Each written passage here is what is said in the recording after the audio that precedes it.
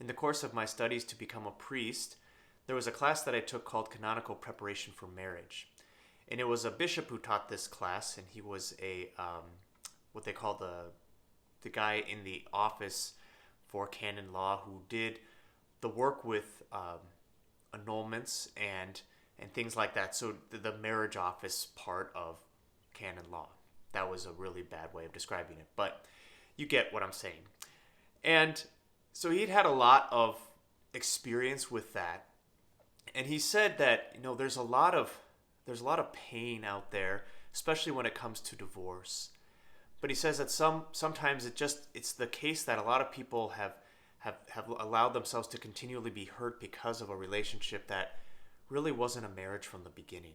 And that's really what an annulment does, is that it's an investigation into a relationship and to see from the roots if there was something missing at the time of marriage. At the time when the couple said "I do," if there was a misunderstanding perhaps of what the indissolubility of marriage looks like, or maybe what fidelity really looks like in a marriage, whatever there is lacking, to say perhaps there wasn't everything there to make a sacrament happen.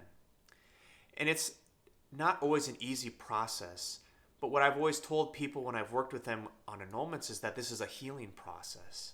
And it really is. It helps us to understand better perhaps what happened and what God's true plan is for marriage. As Jesus says today, it's not permitted for someone to divorce their wife and to remarry. And it's still true today. What Jesus says is still true today.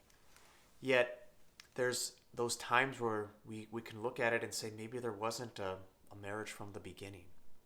And that's not a kind of get out of jail free card for anyone, but rather something that we look at and we understand that it's hard for people today to really understand what marriage truly is.